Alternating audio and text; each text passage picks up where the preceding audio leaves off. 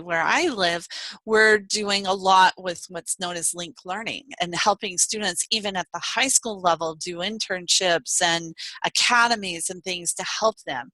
So how does that work? You've taken these concepts. How are these implemented? What does that look like at Minerva? Yeah, so the easiest way to explain it is to break it into a couple of components. So the first is, let me talk about what we teach, how we teach, where we teach, and how we make it accessible. So just so you know, sort of the arc that I'll help to explain this. So the first is what we teach. So, I've already used the word practical. You just used the word practical. What we know is that when students graduate, they need to know how to operate in the world. And we started with first order principles in terms of what do we want our students to be able to do when they graduate. And I know that sounds very simple, but it's not something that everybody thinks about. They think about, I need to bring students in and let's give a whole survey of courses. We thought about, what do we want them to be able to do? We want them to be able to go into an environment. We want them to be able to think critically, think creatively, communicate effectively, and interact with others. And it doesn't matter if you're studying biology or business, if you're interested in literature or computer science, those core competencies are critical, and it's what employers are telling us they're hungry for. So we started with, how do we help instill practical skills in our students for the 21st century? Not just for jobs for today, but for jobs that don't even exist yet. Right. How do we give them the skills they'll need? So we broke that down. And if we were sitting in a group, I wouldn't try and give the answer. I'd actually ask the audience to help share. So think about it for a moment for those who are watching this. How do you teach critical thinking? It's actually really, really hard to teach. So what we did is broke it down further. So you asked sort of, how did we think about this? Well, we looked at the science of learning. And the science of learning has a tremendous amount of literature that helps us to think about, how do you teach skills that are, call them the foundational skills for everything you do. And we'll talk about the science of learning a lot through this, because part of what we believe is that if we've got the literature, if we've got the research, if we understand how the brain works and how people learn, why aren't we using it in the classroom? So we took those core competencies and started to break them down into their component parts, because it's very hard to teach something that's very complex and very esoteric, if you will. So we took things like critical thinking. How do you assess bias and assumptions? How do you evaluate claims? How do you do a cost-benefit analysis? They're all very different types of critical thinking skills, but ones that we think are going to be important for our students. So we took those 4 core competencies that I mentioned, critical thinking, creative thinking, effective communication, effective interaction, and broke them into 115 habits of mind and foundational concepts. Habits of mind, things that become automatic. Foundational concepts, just basic concepts that we think the students need around statistics and logic and reasoning that will help them. And we teach those in our freshman year. Very, very different if you think about general education at most institutions. So again, most places, they want their students to be thoughtful, they want them to have breadth in their learning, but they do that by having students pick 2 classes from column A, 2 from column B, and 2 from column C. Right. Very isolated experiences. We create a first-year general education curriculum that teaches them how to think, how to be good communicators, and how to interact. And that shapes their first year with 4 cornerstone courses. I could go into a lot more detail there, but let me move on, because I think you'll see then what that foundation allows is it gives them then the opportunity in their sophomore year to pick a major and start to go very deep. So we have 5 colleges. So we have a College of Natural Sciences, Computational Sciences, Arts and Humanities, Social Sciences, and Business. So the students do get to go into areas that they're very interested in, but they go into these areas after having a strong foundation of these core competencies. Second year, then they start to pick their major. Third year, they go even deeper into an area of concentration that they're really interested in. And by their 4th year, they're doing something very personalized and very individualized. And we took this from the Oxford-Cambridge model, where they have an opportunity to do tutorials with faculty members and do a capstone project to really go deep into the area that they are most passionate about in their studies. So our path for the curriculum is very, very different. It starts very broad, giving them the practical skills they need, and then gives them the depth and expertise in their area of major. So that's the curriculum side of what we teach.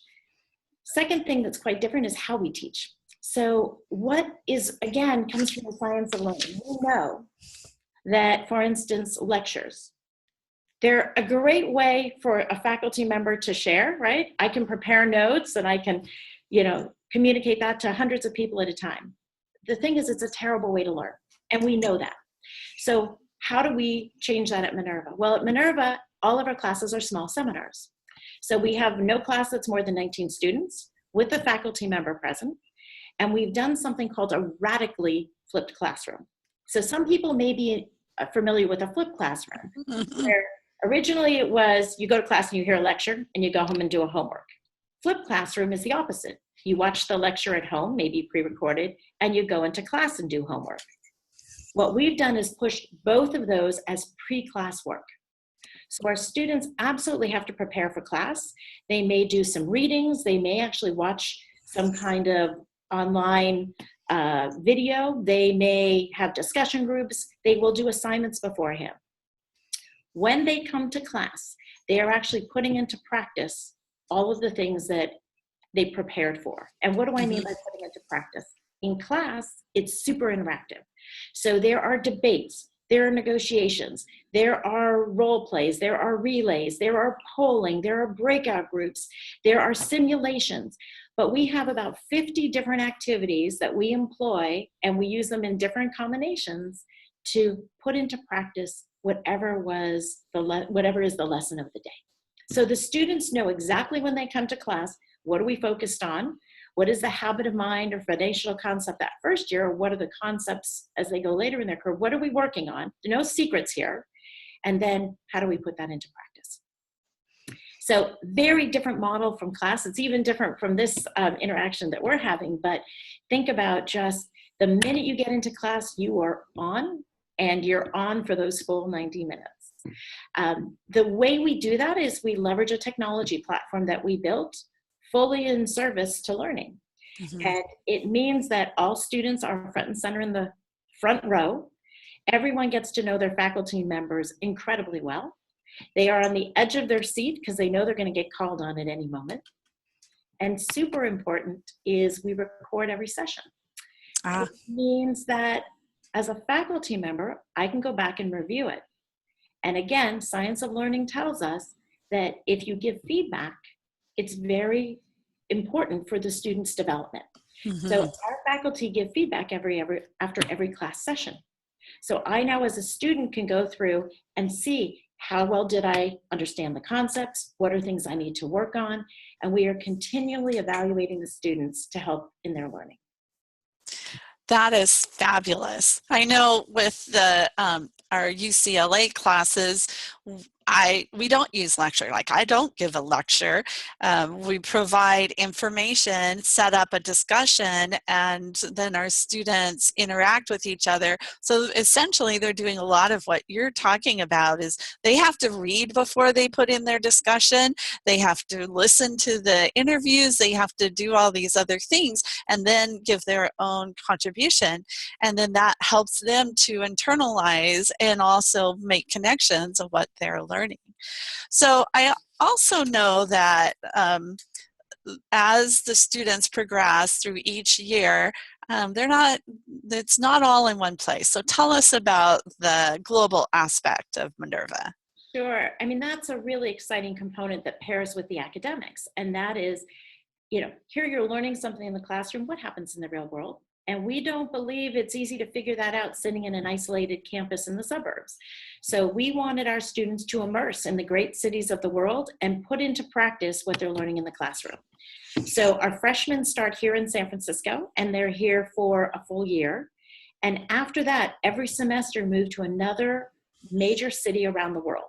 So our sophomores go to Seoul, Korea for a semester, and then Hyderabad, India. Junior year, they're in Berlin and Buenos Aires. and senior year, London and Taipei. So by the end of 4 years, they've lived in 7 of the world's greatest cities. They've been in some of the growing economies. They've been in places that are run by different types of governments. And in each city, it's not just about going and living. It's not about just living in a residence hall and, you know, trying to make do in a place that's new and different, but it's about immersing.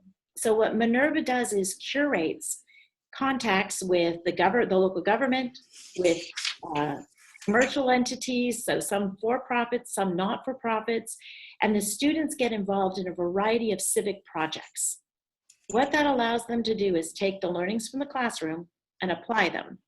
And then we merge it even more beautifully because the assignments that they're doing in class are with these civic partners, and that is the projects and the way that they help to reinforce what they're learning back to their faculty as well.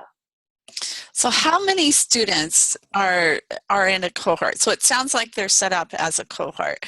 You know, how many are doing this? If there are classes of 19, what's your class size for each grade level? Yeah, oh, what a great question. And the fact that you mentioned the word cohorts, it's very fun because it is how we look at things. So there is, again, research behind what is sort of ideal group size. And there's an anthropologist, Robin Dunbar, who did some research on this. And we know the ideal size is between 120 to 150 students.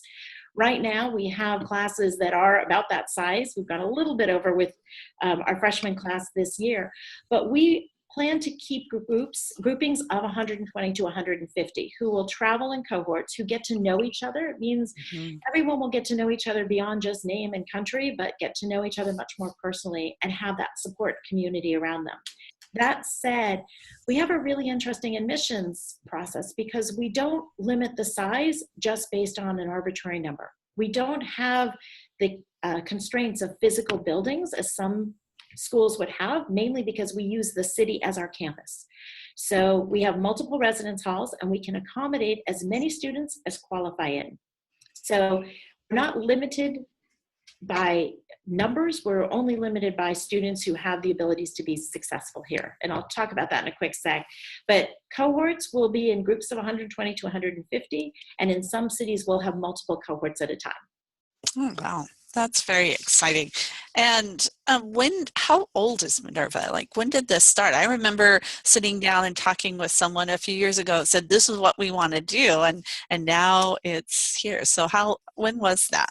Yeah, so the original founding team came together at the end of 2012 and has all been in place since then. And this is the group who started with an initial vision. And in some ways we laugh and we say, you know, it started out as a vision on a PowerPoint and has evolved into this amazing institution with hundreds of students in multiple cities around the world. We admitted our first students in the fall of 2014, which was a very small founding class, and intentionally so. So they would go through the first year curriculum and, you know, help us to shape the experience. That was our founding class. We then brought in a larger inaugural class in the fall of 2015, and then our next class in 2016. So right now we are in the process of admitting the class of 2017. We know it will be bigger than 2016, but we're still in the thick of admissions. So I don't have any specific numbers yet. So next year will be your first graduating class then? So our first graduating class for undergrads will be in the fall of in May of 2019. Okay. So those who started in 2014, it was a very unique situation because it was a small group. They all took a gap year and have combined with the inaugural class. It's because they all wanted to major in different things, and it's hard to offer all of the majors with a small cohort. So they've combined with the inaugural class. So tell us what your role is at Minerva, Robin. Sure. So I'm the Chief Experience Officer, which I know is a very funny title. And some people will say, is that the CEO? It is the CXO, for those of you who think about putting one in your organization. So my job is actually a wonderfully fun and unique one in that it's to think about the students every minute of every day and what is their experience in their interactions with Minerva. So what do I mean by that? From the moment they first hear about Minerva, how do we go out and find those students who are going to qualify in? How do we help them understand what is Minerva? How is it unique? What is it going to offer them as an opportunity? Why come to Minerva instead of Harvard or Stanford? And so those are all parts of our outreach effort. I am very fortunate because there's an incredible team of people all over the world. So as some of your counselors are in places outside of the US, we actually have people on the ground in Africa, in Asia, in Latin America, in Europe, as well as in the US, who work with counselors all over the world to help identify and nominate top students. Once the students are enrolled, then the experience team thinks about curating all those experiences in the cities they're in. How do we make sure that we really are putting into practice what they're learning in the classroom? So it is that really immersive part of Minerva that's part of experience, as well as collaborating across every other part of the organization. And the third part of the life cycle is thinking about how are we going to then give them an opportunity to go on a strong trajectory after Minerva, and that is internships and jobs. And we have a full professional development agency that starts working with the students as freshmen to think about internships and jobs. So I oversee all of those pieces, but if you think about it, it's actually one big thing. And that is, if we're going to promise something to the students on the front end, we need to be ready to deliver that throughout all of their years with us, and then from graduation and beyond. So as you've been working this and you're looking at this first graduating class, what are employers, especially as your students are doing these internships and making these connections, what are your employers, what are they telling you? Are they looking forward to having graduates come and work for them? What kind of feedback are you getting from that? Yeah, it's a great question, and it's something we're really excited because we've started very early. So we did a few things from the get-go. We didn't want to develop this in a vacuum. So from the very beginning, we started talking to employers, and some of them, I mean, I can talk about some of the big names that you'd recognize, people like McKinsey and Goldman Sachs and Google. And we went and we talked to them and we said, what can we do to help you, think about well, I shouldn't say what could we do, but what we wanted to do is first and foremost is help them understand what is Minerva. How are we preparing the students that is different? But then we did work with them of how can we help you in your recruitment efforts? So talking about different flows for how we introduce our students to some of these big recruiters. Their typical model is they go to university campuses, they interview, 48, 60, 72 students who sign up on some big sign-up sheet, but they're not even the right fit. So we do a much more thoughtful curation, again, of how we introduce students to opportunities and how they then present themselves to employers. So the way we do that is we do a lot of individual coaching with the students.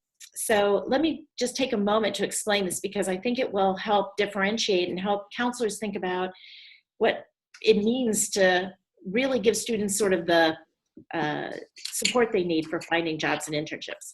So the professional development agency has a couple of legs. One is coaching and advising.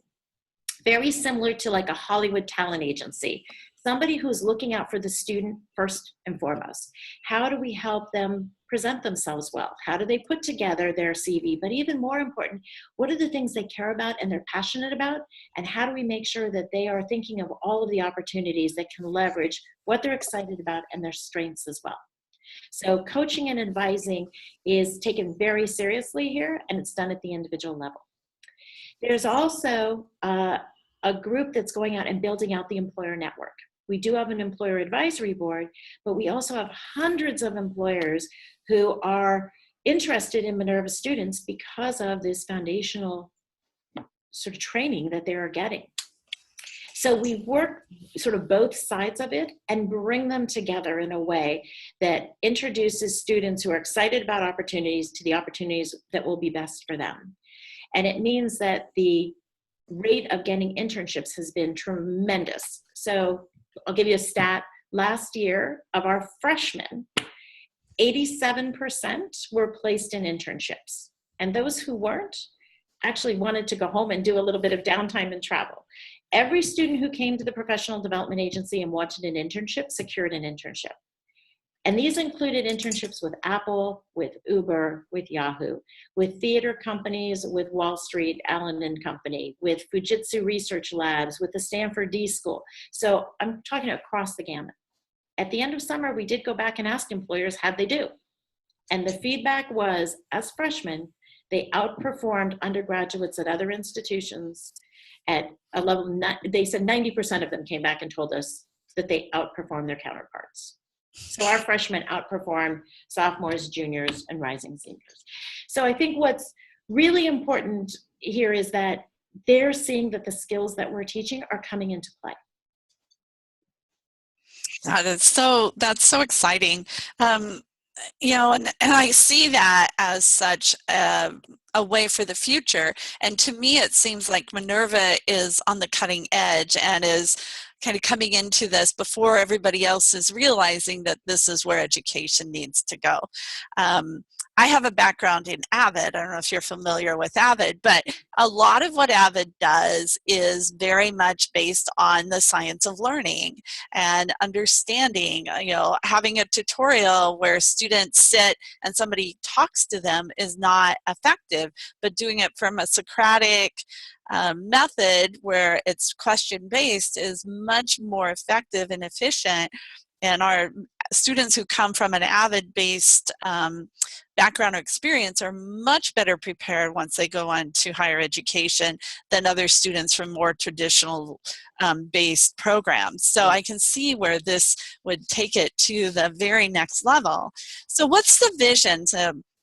Two last questions for you. So what's the vision for Minerva? Where do you want to be 5 years from now as an institution? Yeah, you know what, it's funny that you asked, because I think about that and I think it's less about what we want to be and what we want our students to be. Mm-hmm. And you know, you'll see I keep coming around to that because that is how this institution is focused. We are very student-centric. So in 5 years, I want our students to be graduating. I want them to be out in the world doing meaningful roles. I want them to be making decisions of consequence. I mean, we look at this world and we look who is leading it. We look who is running governments and institutions, and we know that there is, you know, a whole generation that needs to be trained to take on this world to make it a better place for all of us. So in 5 years, you know, I hope the cover of Time magazine is one of our students who's either found the cure for, you know, diabetes, or is running an organization and being really humane about how they think about, you know, how they're operating, all of those elements. You know, from Minerva's perspective, I hope people do start to take notice. I mean, Cyndy, you just said it, you know, there's stuff that we know, and it's heartening every time we hear of other institutions that are starting to move in these directions. But I will tell you, you know, if you look at the number of institutions that still send their freshmen into lecture halls of 600 and 800 students, and, you know, the first 2 years, the students don't learn much. Like, Right. How can we say that? So for us, education matters. Like, we take that really serious, and our vision and our hope is that others will look at what we're doing and take on some of these things or improve them, and maybe even leapfrog us, but really focus on the educational side. So how do we as counselors, how do they learn more about Minerva, and how do they you mentioned something about nominating students. So how do they let students know, and so that they can apply and be considered for Minerva? Yeah, so I mean, first off, let me just say Minerva is not for every student. So I think that's really important. And that's why I talk about nominations and things like that. Any student is open to apply, but we do look for the counselors to help us find the students who will thrive in this environment. That's what's important to us. And let me just say the couple characteristics: they are intellectually curious, they're hardworking, they have done things that are just interesting and different in you know, the things they're excited about, whether it's music or robotics or Model UN or anything else. But they're the students that you know have an ability to make a difference in this world. And they will do very well through our admissions process as well as when they get here. If counselors are interested, we have a website, which is minerva.kgi.edu. And lots of information is available there with lots of layers. So if you want to go deep into the curriculum or the student experience, you can do that. We also have really active social media, and I encourage, if you're on Facebook or Twitter, just follow, because you'll see a lot of what the students do. It will bring it to life. We certainly have newsletters that go out that keep people informed of deadlines and things like that, and we do announce when nominations are open. And the other thing I encourage is, if they go to Minerva KGI Edu, and if you want to get in touch with your local regional contact, all of that contact information is there. And if you feel this would be great for a school visit or something in the region, we certainly help orchestrate those as well. That's so fabulous, and we'll post the website as part of the description for this so that people can find you. And thank you so much, Robin. This has just been so illuminating. It's like, okay, when can I come sign up? I just think this is truly what education should be, and I can recognize and understand where it's not for everyone, but I, applaud you and what your organization is doing to really truly focus on students. And I think that's probably one of the most exciting things and unusual, because in higher education it's not always about the student. So thank you very much. Thank you, Cyndy. I really appreciate it. Have a great day.